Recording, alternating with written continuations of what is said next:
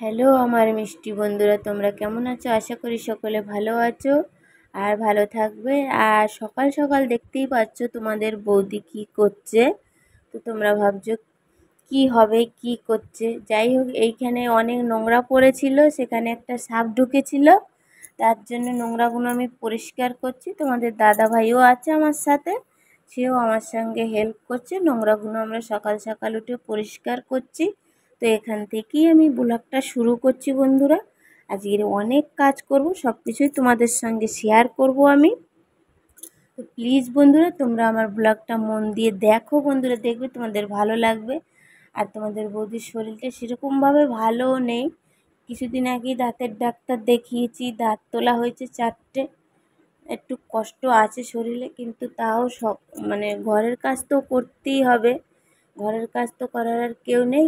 যাই হোক, বেসিনটা পরিষ্কার করে নেব। ঘরটা ঝাড় দিয়ে নিয়েছিলাম, ঘরটা ঝাড় দিয়ে নিয়ে বেসিনটা ধুয়ে নেব ভালো করে, সার্ফও দিয়ে নিয়েছি। তো ভাবলাম যে সকাল থেকেই শুরু করি আজকের। সেরকমভাবে ক্যামেরা ধরার কেউ থাকে না বলে আমি তোমাদেরকে দেখাতে পারি না, আর শরীরও খারাপ থাকে সব সময়, তার জন্য। তো যাই হোক, এবার বেসিনটা ভালো করে পরিষ্কার করে নিয়ে ধুয়ে নিয়ে তারপরে ঘরটা মুছে নেব। এবারে ঘরটা মুছে তারপরে আবার রান্নায় চলে যাব। ভাবনা চিন্তা করছি কি রান্না করব না করব। তো যাই হোক বন্ধুরা, ভালো লাগছে না শরীরটা। সকাল সকাল উঠেছি আজকের, সকাল থেকে উঠেই কাজ শুরু করে দিয়েছি। তো কার কার ভালো লাগে বৌদিটার ব্লগ, তারা অন্তত পাশে থেকো প্লিজ বন্ধুরা। আমিও অনেক কষ্ট করে ব্লগ বানাই তোমাদের জন্য, সব কিছু তোমাদের সঙ্গে শেয়ার করতে চাই। যে কি বলো তো বন্ধুরা, এবারে আমরা নতুন নতুন তো অতটা ভালো হয়তো পারছি না। ভুল হলে তোমরা ক্ষমা করে দাও, কিন্তু তোমরা যদি আমাকে দেখো, সাপোর্ট করো, তাহলে আমি আরও ভাববো যে কীরকম কী করলে না করলে ভালো হবে, সেটাই। তো যাই হোক, আবার সুন্দর করে ঘরটা মুছে নিলাম।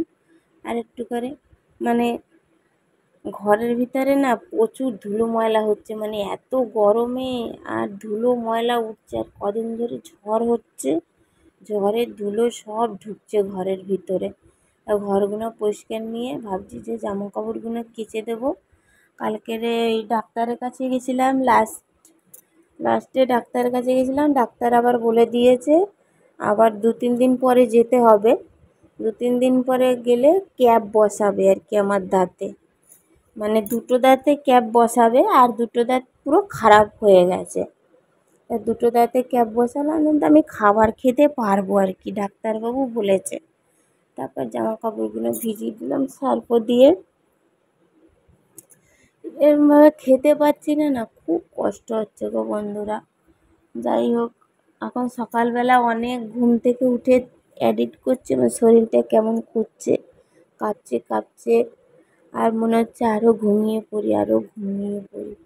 তাই জন্য একটুখানি কেমন কেমন হচ্ছে, তার জন্য ক্ষমা করে দিও প্লিজ বন্ধুরা তোমরা। তারপরে জামা কাপড়গুলো ভিজানো হয়ে গেছে, তারপরে কেচে দেবো ভালো করে সুন্দর করে। একটুখানি রোদ হয়েছে, আর একবার রোদ হয় একবার বৃষ্টি হচ্ছে। আমি সামলাতে পারছি না, একা হাতে সব কাজ করতে হয়। তো তারপর যে তোমাদের সব কিছু শেয়ার করে দেখাবো ক্যামেরা ধরে, আমি সেটা হয়ে ওঠে না আর কি সব কিছু বন্ধুরা। এক হাতে ক্যামেরা ধরবো না কাজ করবো। তারপরে ওখানে কেচে মেলে দিয়ে এসেছিলাম, তোমাদের সেটা আর দেখানো হয়নি। তারপর সোজা চলে এসেছি রান্নাঘরে। রান্নাঘরে এসে সুন্দর করে চিংড়ি মাছ কেটে নিয়েছিলাম। আর দেখো তোমাদের বৌদি কী রান্না করে আজকেরে। আর এখানে ভাত বসিয়ে দিয়েছি, 1 হাঁড়ি, 2 বেলার ভাত বসিয়ে দিয়েছি। তারপরে চিংড়ি মাছটাকে ভালো করে সাঁতলে নিই। এভাবে রান্না করে তোমরাও একদিন খেয়ে দেখো, খুব সুন্দর লাগবে। তোমরা হয়তো ভাবছো বৌদি কী করছে, জলের ভিতরে দিয়ে মাছ সাঁতলে নিচ্ছে। জলের ভিতরে দিয়ে নুন হলুদ দিয়ে মাছটা সাঁতলে নিয়ে তারপরে দিলে চিংড়ি মাছে টেস্ট লাগে বেশি। শক্ত শক্ত লাগে চিংড়ি মাছ। ও ভাজা ভাজা করেও আমরা করতে পারি, কিন্তু এরকম করে রান্না করে তোমরা প্লিজ একবার খেয়ে দেখো, অনেক সুন্দর লাগবে খেতে। আমার তো ভীষণ ভালো লাগে এরকম হালকা পাতলা তরকারি। আলু সিদ্ধ হয়ে গেছে একদম, খুব সুন্দরভাবে আলুটা সিদ্ধ হয়ে গেছে। এবারে দিয়ে দেওয়ার পালা। আমার একটু ফোড়ন দিয়ে দেবো, আর কিচ্ছু দেবো না। তো সুন্দর করে কড়াইতে একটুখানি তেল দিয়ে দিয়েছি, আর দেবো সর্ষে ফোড়নিতে। ওটা ছিল কাটোয়ার ডাঁটা, কুমড়ো, কাঁঠালের দানা আর আলু দিয়ে একটা তরকারি করছি, ঝোল ঝোল চিংড়ি মাছ দিয়ে। আমার ঝোল ঝোল খেতে ভালো লাগছে, আমি দাঁত দিয়ে সেরকমভাবে চিবাতে পারছি না, তাই জন্য আলু ফালুগুলো দিয়ে মেখে চটকে খেয়ে নেব। আর এখানে নিয়ে নিয়েছিলাম ওই চিংড়ি মাছের মাথাটা। তা আজকের নতুন একটা রেসিপি করব তোমাদের সঙ্গে, দেখো তোমাদের বৌদি। নতুন না, মাঝে মাঝেই করে খেয়ে থাকি, মানে তোমাদের সঙ্গে আজকে শেয়ার করছি। এবারে দিয়ে দেবো কাঁচা লঙ্কা, পেঁয়াজ, রসুন সব কিছু সুন্দর করে ভেজে নেবো আর কি, ভালো করে ভেজে নিয়ে তারপরে চিংড়ি মাছের মাথাগুলো দিয়ে দেবো। অনেক দিন ধরে চিংড়ি মাছের মাথা কাটা পড়েছিল, 2-3 দিন ধরে ফ্রিজে। এবার চিংড়ি মাছের তো ওটা তরকারি হয়ে গেছে, আর ভাবছি এটা একটা চিংড়ি মাছের বাটা তরকারি করে নেব। আর সেরকমভাবে আমাদের অত ভালো মন্দ নিয়ে এসে যে রান্না করে তোমাদেরকে দেখাবো, সেটা আমি পাচ্ছি না, তার জন্যেই হয়তো আমাদের কিছু হয় না। আমরা ভালো ভালো জায়গায় যেতে পারি না, ভালো ভালো কিছু দেখাতে পারি না। কিন্তু কী করব, আমাদের তো অত সামর্থ্য নেই যে ভালো মন্দ নিয়ে আসবো, রান্না করব। সে বছরে একদিন হবে খাসির মাংস, মাসে একদিন হবে মুরগির মাংস, কী করে দেখাবো। যাই হোক, চিংড়ি মাছের মাথাগুলো আর ফেললাম না, সুন্দর করে ভেজে নিয়ে তারপর বেটে নেব। এই রকমের যদি গরম ভাতে থাকে না, এক থালা ভাত খাওয়া যাবে একদম, আর কিচ্ছু লাগবে না। গরিবের খাবার এগুলো, খুব সুন্দর লাগে। যখন ঘরে কিছু না থাকে তখন আমি কী করি, শুকনো লঙ্কা আর পেঁয়াজ আর রসুন ভেজে ভর্তা করে ভাত মেখে খেয়ে নিই। খুব সুন্দর লাগে, অনেক সুন্দর লাগে খেতে। তো সুন্দর করে আমি বেটে নিচ্ছি এটা।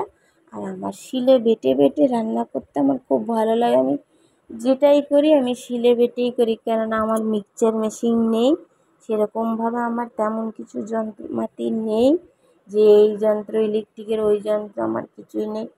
এই শিলটাই আমার কাছে সব কিছু। আমি যা করি ওই শিলে বেটে বেটেই করি। তো সুন্দর করে আমি মিহিন করে বেটে নিয়েছি। তো এই দেখো বন্ধুরা, এরকমের যদি বাটা থাকে না, সাথে এক থালা চান করে ছুটে চলে এসেছি খেতে একদম। মানে আর তর্স হয়েছে না, আর মানে এত খিদে পেয়েছে, আর গম গম করে গন্ধ বেরোচ্ছে।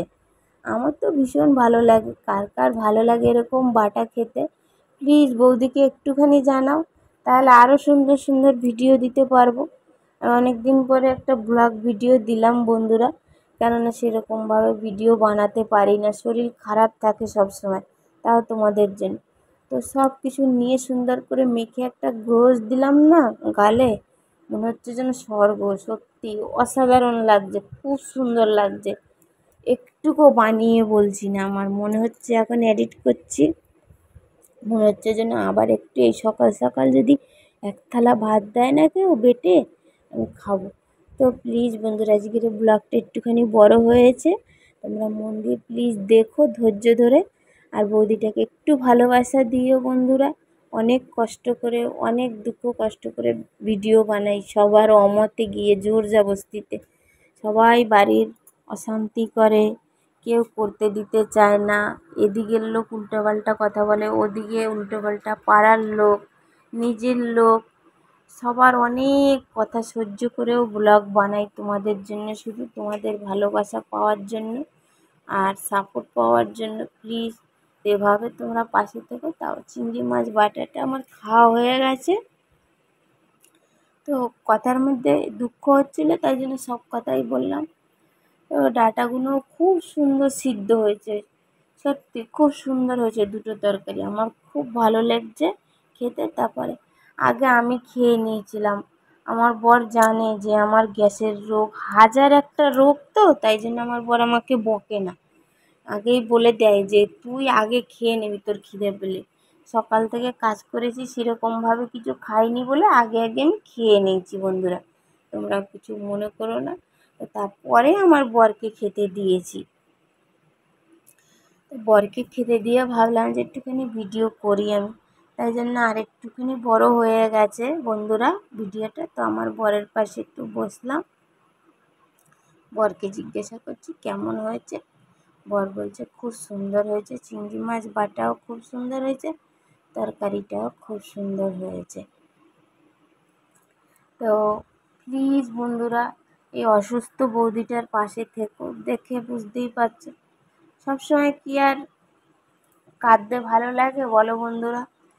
ওই জোর করে হাসি না পেলেও হাসি, জোর করে করেই তোমাদের দাদার জন্য একটা জল বের করে নিয়ে এসেছি, ঠান্ডা জল খাবে। তো ঠান্ডা জল খাচ্ছে আর আমি একটু পাশে বসলাম,